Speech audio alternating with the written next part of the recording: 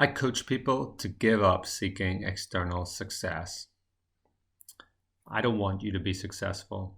Here's why and what to do instead.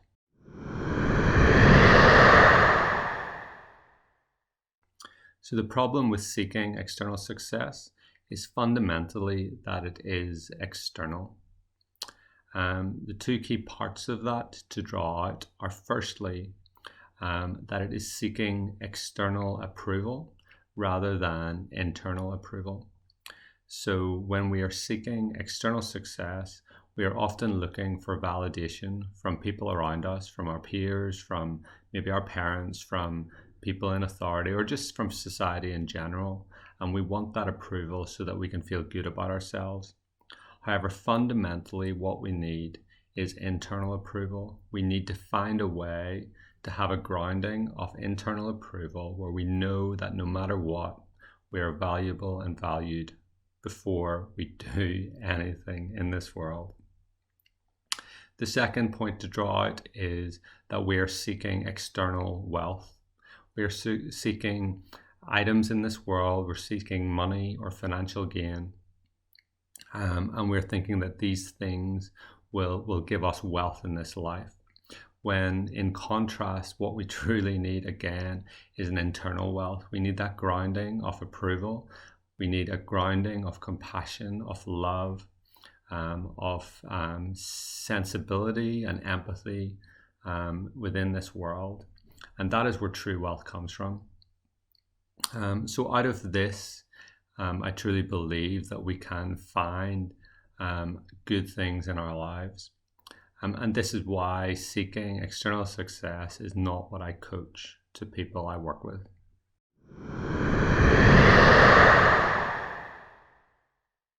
Okay, so what do you do instead? You take my point, you've decided, okay, I'm not going to seek external success anymore, but what do you do now? Okay, I want to give you 4 things that you can work on to support you after you give up external success. Firstly, recognize you have a soul.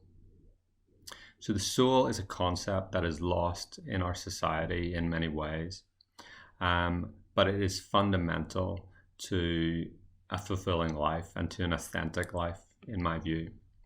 So what is the soul? Firstly, the soul is distinct from your body. It is a part of you that is not part of your body. Secondly, it is also distinct from your personality. So your personality is the I am, the identity that walks out into the world. But your soul is prior to that. It is beyond the personality. And fundamentally, it is your conscious awareness that infuses and comes before every action and activity that you do in this world. It is part of consciousness, and it is consciousness itself. So I'm saying recognize that you have a soul.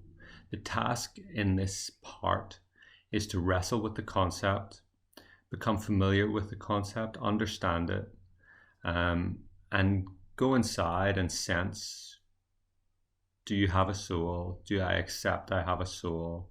Look for an understanding that you yourself have a soul. Okay?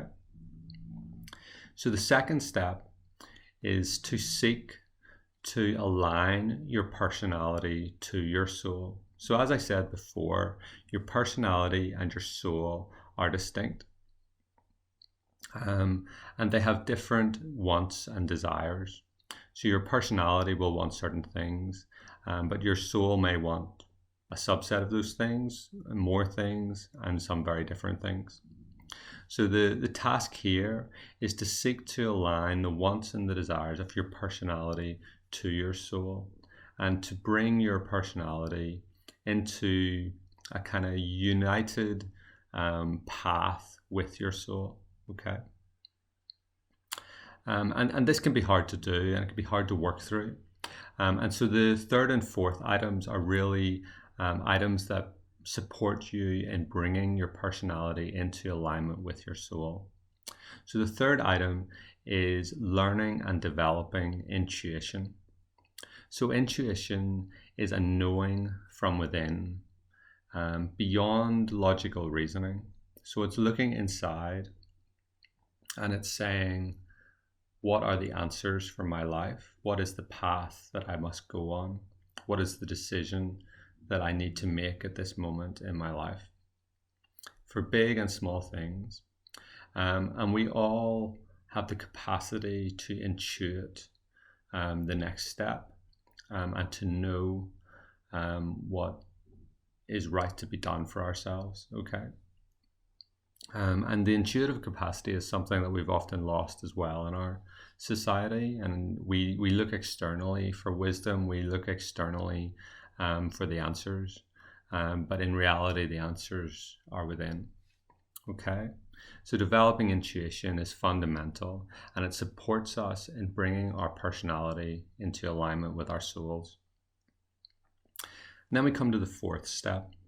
So the fourth step is emotional processing. And I believe emotions are messengers for us. They invite us to take steps towards freedom in our lives. When we have these difficult emotions, like anger or jealousy, or frustration or sadness, the opportunity afforded by those emotions is for us to recognize like a fear-based part of our personality that needs to be brought into love, that will allow that part of the personality to be brought into alignment with our soul, okay? So that's why emotional processing is so important in this task. We need to seek to hear our emotions, feel our emotions, and receive the message of our emotions.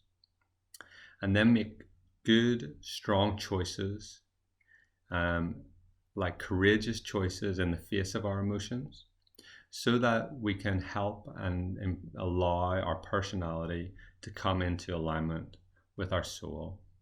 And that is steps towards freedom and authenticity in our lives. Okay, so those are the 4 steps we can take instead of seeking external power. We recognize we have a soul. We seek to realign our personality to our soul. We develop intuition. And finally, we commit to emotional processing.